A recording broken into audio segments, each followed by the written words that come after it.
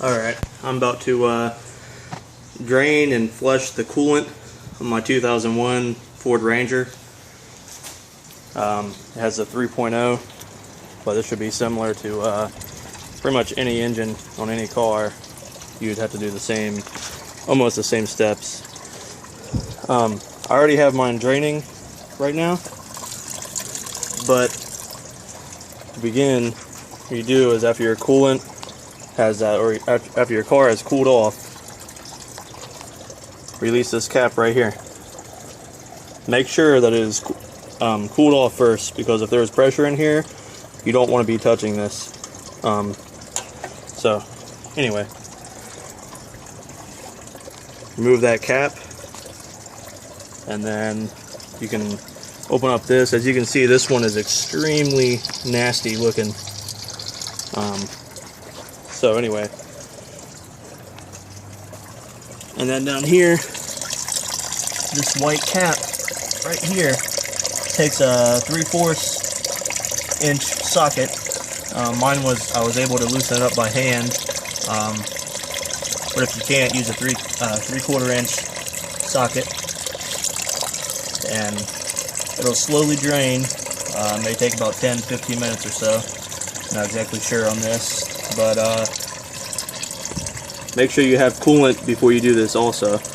Once it completely drains, what I'm going to do is get the hose, feed some water in here slowly into here, and let it drain out. You can get a cup or something, or keep it in this bucket, same bucket here if you have room. Once you empty this out, and see how clean the water is. At first it'll be extremely dirty. This is extremely dirty too. Nasty coolant. I'm not sure if it was changed ever, but anyway, this is why I'm doing it. So as this drains, I'm going to pause the video, and I'll start back up on the next step. Alright, so this is almost done draining here. As you can see, it's not a steady stream anymore. It's slowly trickling out. Once this completely stops, or it has very slow dripping happening, I will return to the video. Alright, this is just to show while that's still draining. I didn't have any string or nothing to help hold this hose right here where I'm going to be using it. It's not turned on right now. I'm just getting it ready, and to maybe help show you guys. But I have it just use some speaker wire right here, wrap up to the hood prop, just to help hold it right there when I do turn it on. You don't want it turned on all the way. You want it turned on slow enough so where it's not going to go everywhere. You don't want it all over your engine. But this bucket's almost full. It's still going. So be back in, I guess, in another couple minutes. Alright, what I've done now is taken off that hose right there that was running up under here. Came out. There was a little clip on mine right here. You just push in and pop that up. Take the hose out. It's the hose for this for the chamber right here. It's to drain this out, because this is pretty nasty. So decided to drain that out. Routed the hose down here, and the hose is inside of my bucket here. It's still draining, but you want to do that too. You want to drain out your chamber reservoir there, just to make sure that everything is good to go on there. You don't want the old staying in the reservoir and putting new fluid directly into it. You don't want them to mix. It's not it'd be pointless then to flush it. But this is really nasty on mine, so I'm going to rinse it out with the hose real quick. I don't know how I'm going to film it. I guess I'll just have to show you after the fact, after I rinse it out. Again, rinsing it, putting it water directly in here. The hose is no longer attached to anything. It is right here on the reservoir, but the hose runs straight down to my bucket. So any water I put in there will run inside that bucket. So Alright, I have put, this is probably the second round of water Well, it's kind of hard to tell, but the water is still inside this reservoir, draining out slowly right here. Since it's just water, I'm going to let it drain outside of the bucket. But the actual fluid inside the radiator is almost completely drained, slowly dripping out. But I'm going to try to rinse this out first, just to go ahead and have that out of the way. So again, you want to do this because see that stuff floating? That's not good. So you don't have to be spotless or shiny or nothing, but you want the big stuff out of there. Alright, so I finished spraying this out. Obviously there's still going to be residue because I cannot wipe the inside. You can, but that would involve a lot more work. That's not really needed. So anyway, I have this hose, the water's turned on. I remove the bucket for the most part so I can see what color the water is. You want to let it run, let the water run through it for a little while. The longer the better, obviously, but when I do crank the engine on, you want to watch the temperature gauge and get it up to normal operating temperature. If it starts getting too hot and you notice it getting hotter than normal, be sure to immediately shut off your vehicle. You don't want to cause any damage. I did have some overspill here when I first turned the hose on, so if your belt gets wet, make sure you dry it off before you do start your vehicle. I'm going to let this run for a little while, and then what I'm going to do is leave the water on, let it continue running through with the bottom drain open, and then when I start it up, you want to turn on the heat all the way on, and all the way as high as it can get. That's for your heater core. So to flush the fluid on that for your temperature, switch your thermostat or whatever to kick on. Once it's open, that fluid will begin to drain. So check back. Alright, it would help if you had a partner to do this, so your hose does not come out when you start the vehicle. I'm not sure if mine will or not. So I'm going to start the vehicle up.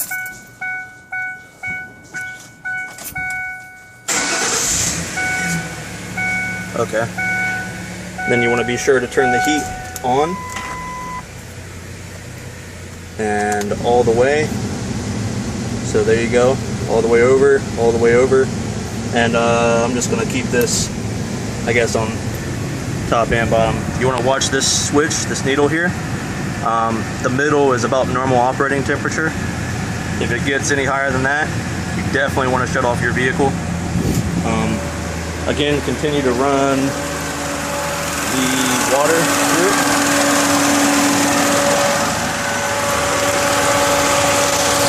This will begin to flush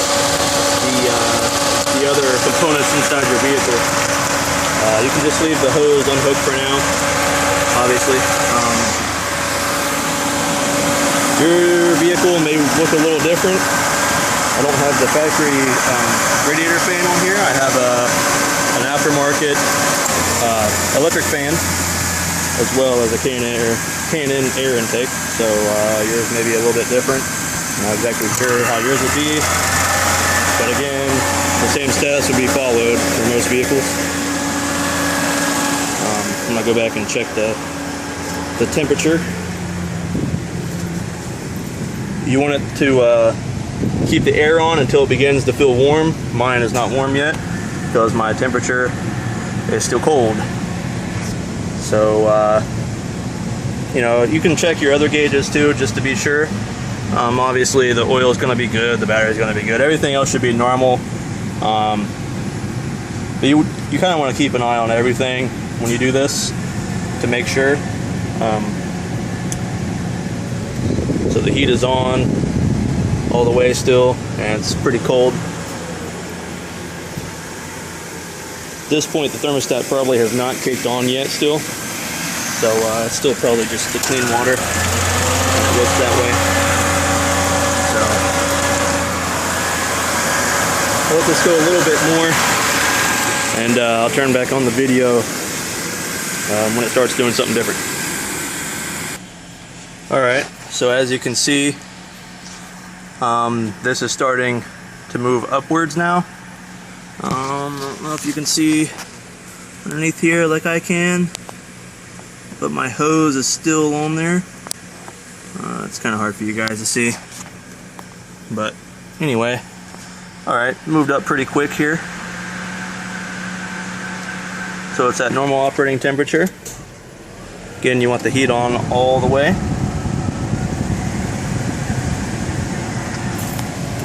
Alright, I'm going to go check this really fast.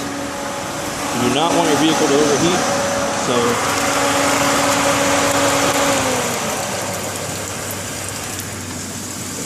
hold that.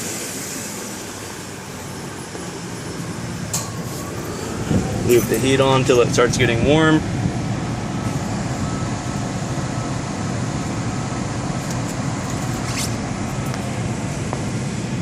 For some reason my heat is not warm right now, so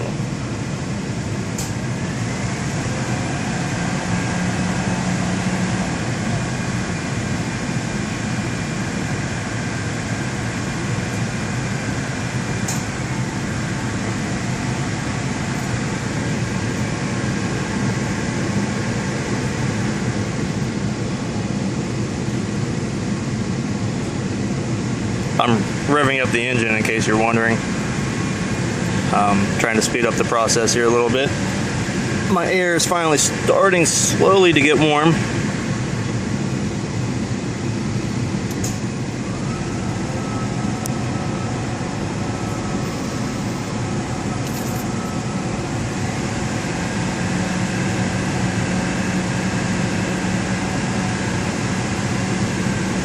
Again, as you do this, you want to be sure that your hose stays in the spot that it was in and is not going everywhere.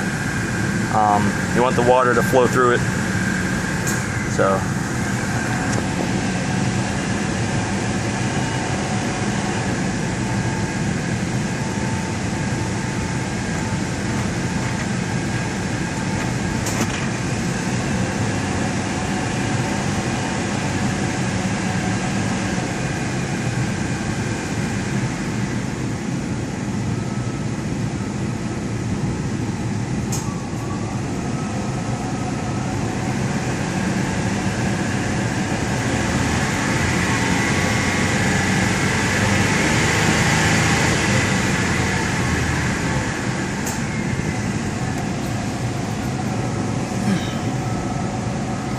heat is still on all the way.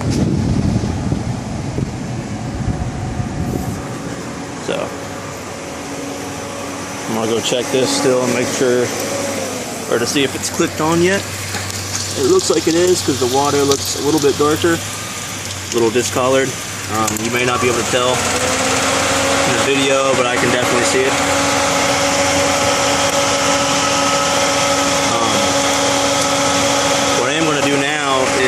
Turn off the water just to let it all drain out after I check my temperature real quick.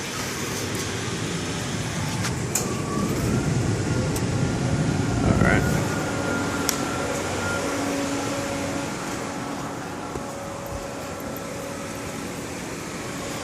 Water is off.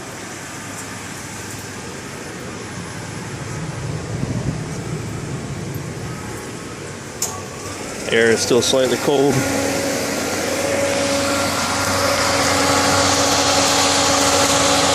So since the water is off, the water that was going in it through the hose will continue to come out for maybe a few seconds, maybe a minute or so, and then after that it should be the actual fluid that was in the heater core.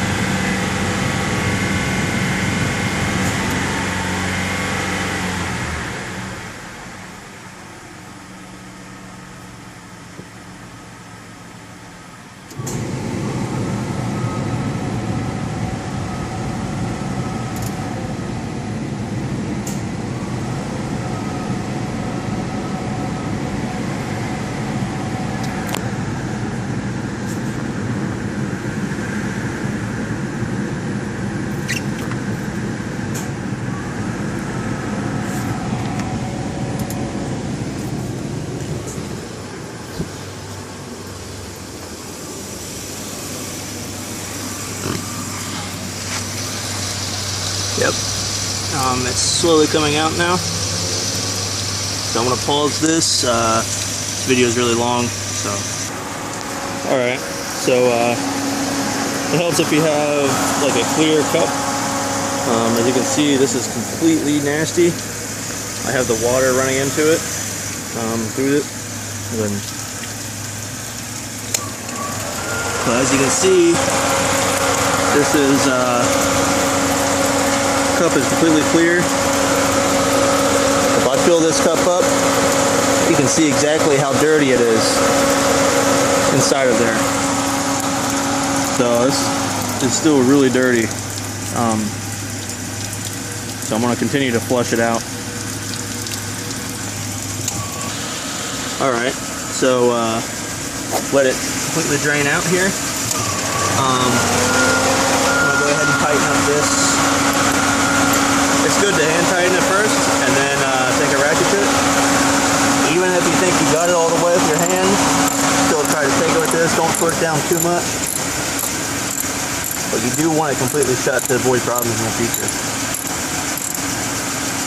Again, this is a plastic nut bolt or whatever, so you can only tighten it so much, and that's as tight as I can get it. So that's completely shut.